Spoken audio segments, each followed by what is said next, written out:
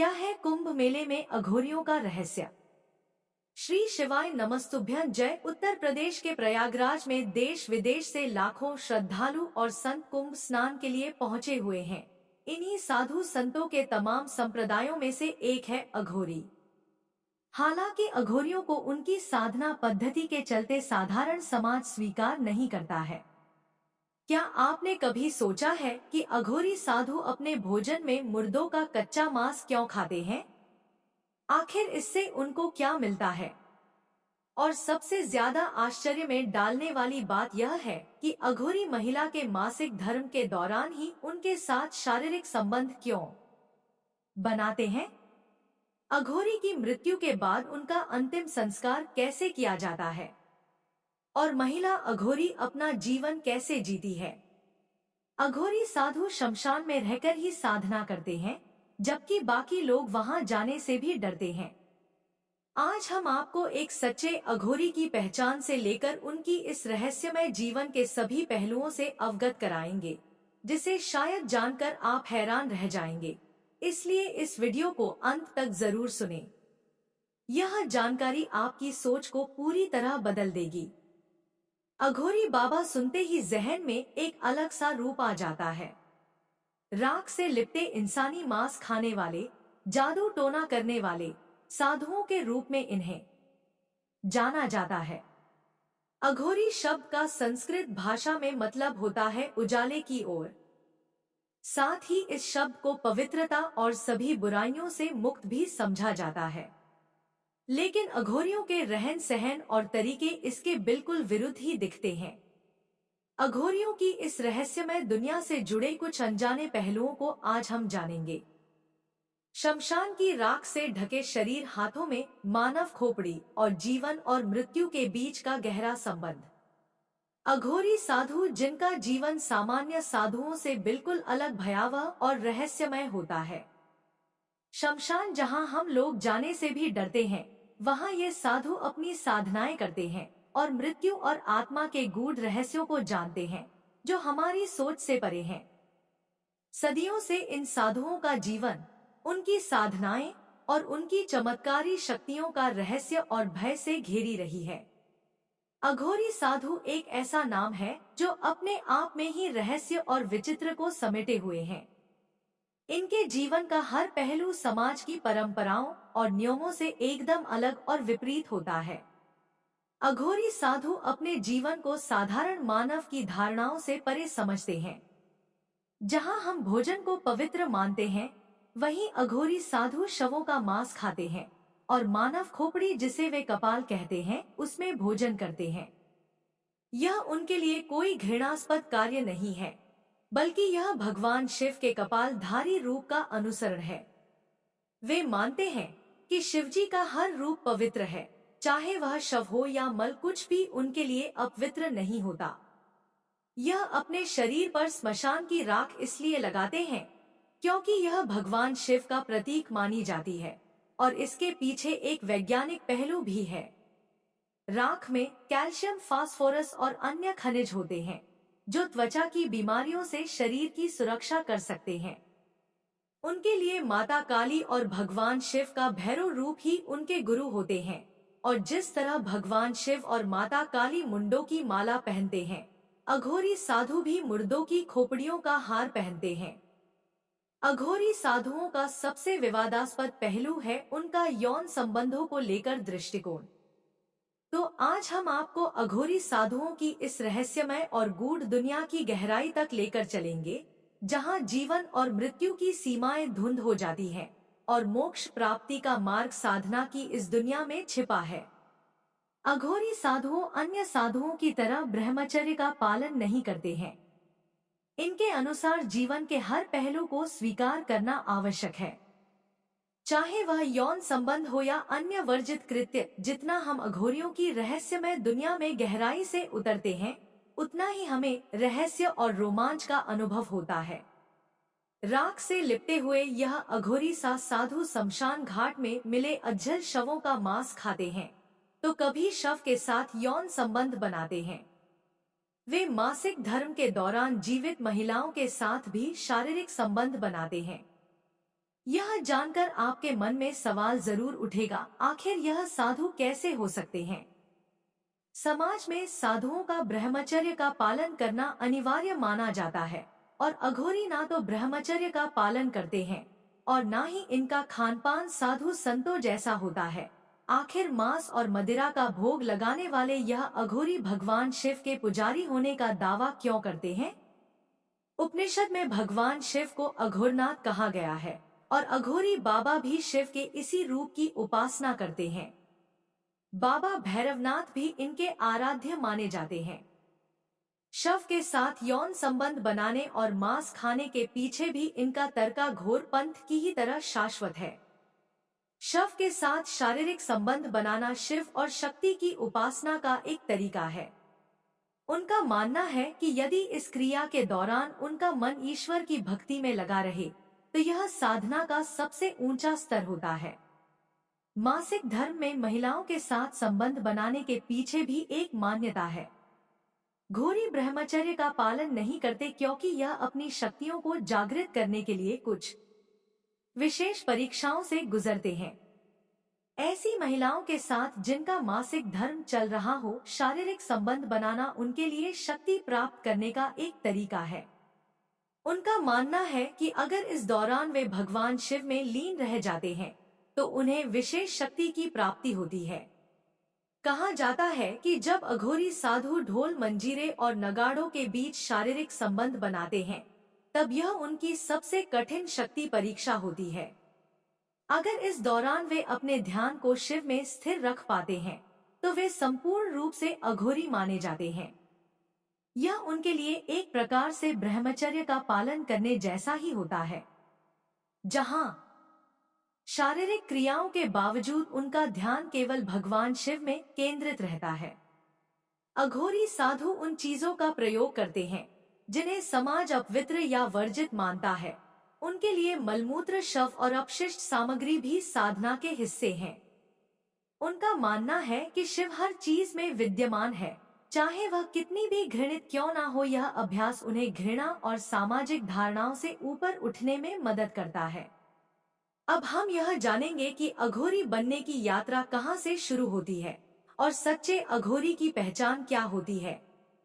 तो आपके मन में यह सवाल जरूर उठ रहा होगा कि आखिर एक सामान्य इंसान कैसे अघोरी साधु बनता है। क्या यह सिर्फ साधना का रास्ता है या इसके पीछे कोई गहरा रहस्य छुपा है? अघोरी साधु बनने की प्रक्रिया इतनी सरल नहीं है जितनी दिखती है। यह एक साधारण व्यक्ति की जीवन शैली से पूरी तरह अलग होती है। सबसे पहले अगर कोई अघोरी बनना चाहता है तो उसे अपने जीवन से जुड़े हर मोह माया, रिश्ते नाते और यहाँ तक कि अपनी पहचान को भी छोड़ना पड़ता है। हमारे सनातन धर्म में जन्म से लेकर मृत्यु तक 16 संस्कार बताए गए हैं। जो भी इस संसार में जन्म लेता है उसे एक दिन इस दुनिया से जाना ही पड़ता है और अघोरियों के साथ भी शुरुआत में यही होता है। अगर कोई अघोरी बनना चाहता है तो सबसे पहले उसे जीते जी अपना श्राद्ध या फिर पिंड दान करवाना पड़ता है। इसका मतलब यह है कि वह जिंदा है पर अब से उसने हर मोह माया को त्याग दिया है। अब ना उसका कोई परिवार है, ना कोई घर और ना ही अब उसका इस दुनिया में कोई अस्तित्व है। ऐसे ही शुरू होती है एक साधारण इंसान की खुद को अघोरी साधु में बदलने की यात्रा। अघोरी बनने के लिए कोई उम्र की सीमा नहीं होती। आप 10 साल के हो या 60 साल के, उम्र कोई मायने नहीं रखती।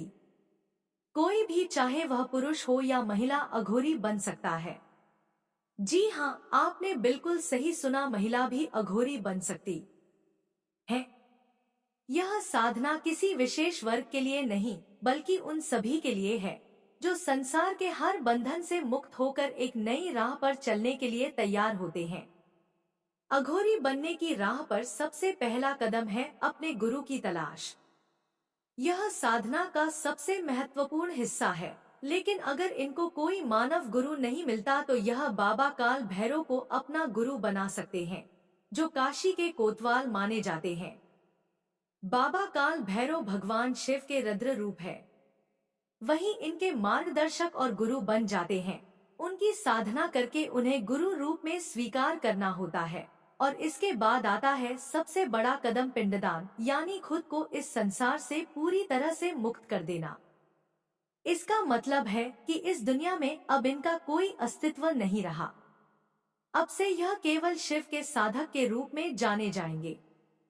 शिष्य का चयन होने के बाद उन्हें एक गुप्त मंत्र दिया जाता है, जो कोई साधारण मंत्र नहीं होता।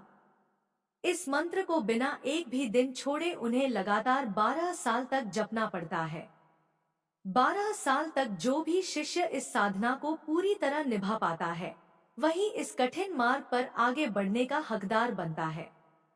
अघोरी 3 तरह की साधनाएं करते हैं: शमशान साधना, शिव साधना और शव साधना। यह तीनों साधनाएं शमशान घाट के भीतर ही की जाती हैं। साधना शुरू करने से पहले अघोरी अपने शरीर पर शमशान की भस्म लपेटकर काला चोंगा धारण करते हैं और फिर इस रहस्यमयी साधना को शुरू करते हैं। सबसे पहली होती है शव साधना। अघोरी तंत्र विद्या के धनी होते हैं और यह साधना रात के अंधेरे में की जाती है। शव को मांस और मदिरा का भोग लगाया जाता है और कहा जाता है कि साधना के चरम पर पहुंचने पर मुर्दा बोल उठता है। यह साधना कामाख्या पीठ, त्र्यंबकेश्वर, उज्जैन और तारापीठ के श्मशान में की जाती है, जहां केवल अघोरी ही उपस्थित हो सकते हैं। दूसरी साधना होती है शिव साधना। इसमें अघोरी शव के पास बैठकर मांस और मदिरा का भोग लगाते हैं और फिर शिव की तरह शव पर एक पैर से खड़े हो जाते हैं, जैसे शिव की छाती पर माता पार्वती का पांव रखा गया था। घंटों तक इस साधना के दौरान अघोरी अपनी शक्तियों को पाते हैं।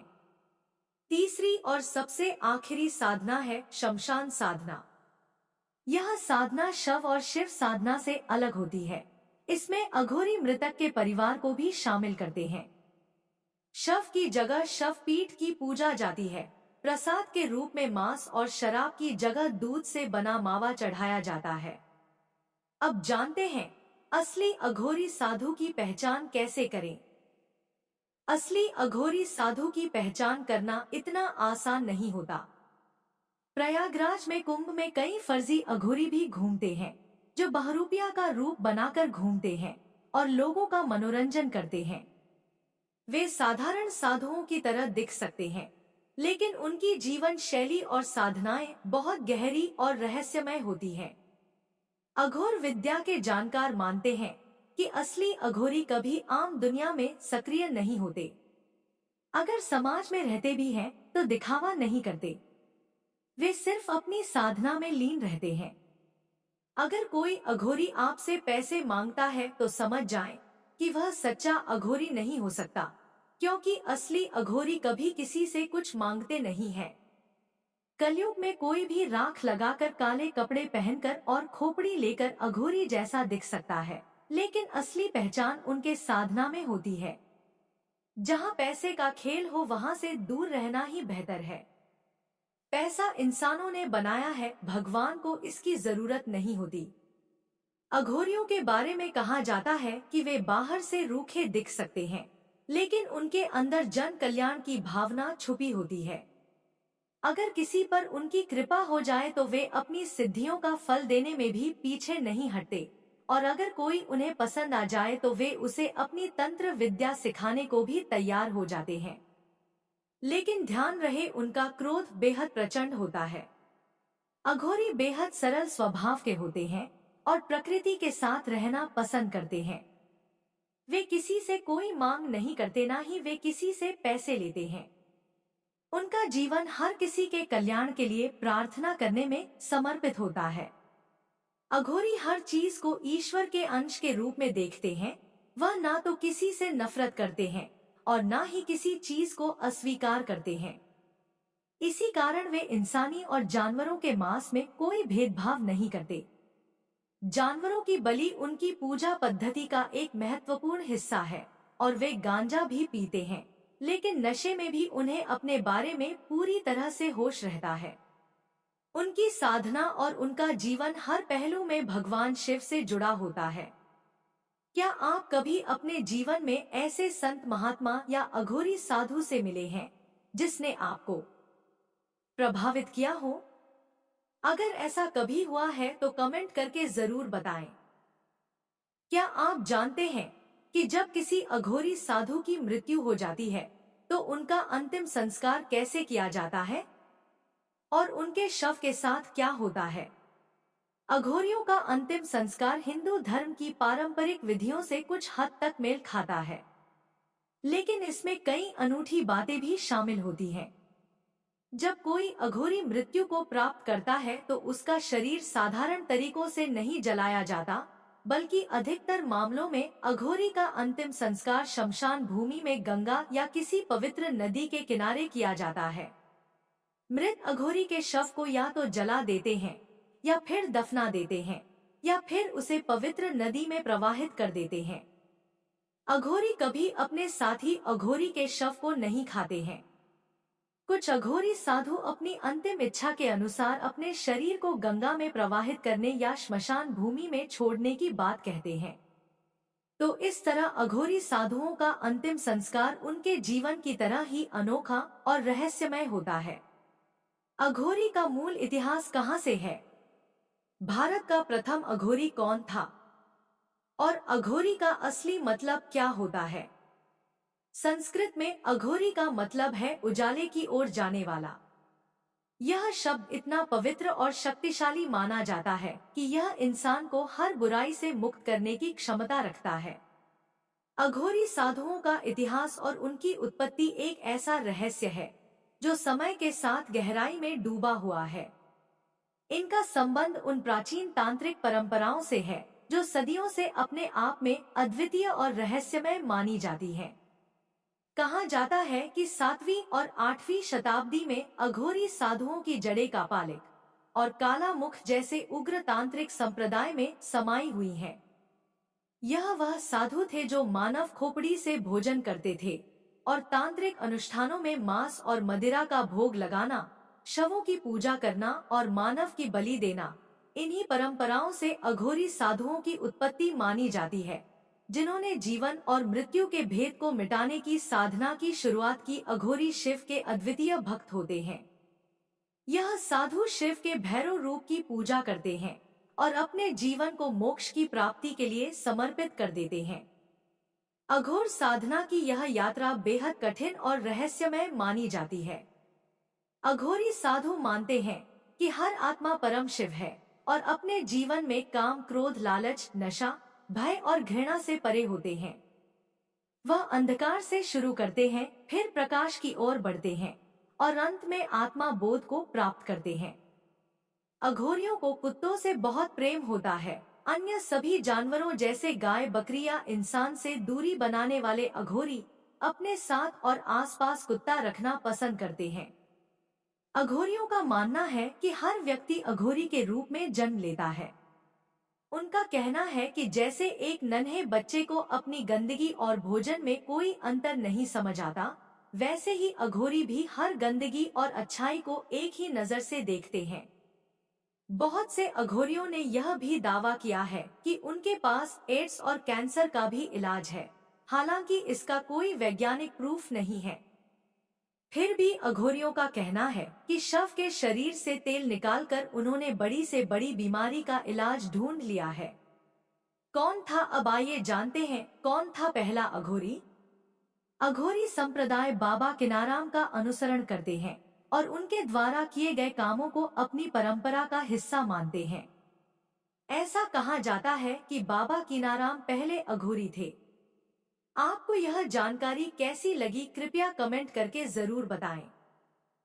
वीडियो पसंद आया हो तो लाइक करें और अपने दोस्तों के साथ शेयर करें।